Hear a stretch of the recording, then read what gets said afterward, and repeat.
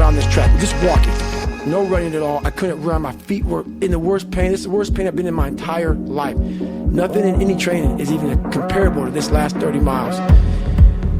And what happened was, my ex-wife looked at me and she's like, man, we agreed I'm not gonna make the time. I was going way too slow. And at that time, at mile 81, something clicked that I'll never probably be able to do again, when my mind, body, spirit, soul, everything just connected.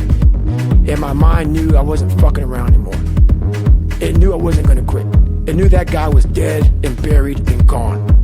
And I was gonna die out here on this fucking one-mile, for whatever reason why, I was gonna get through this motherfucker.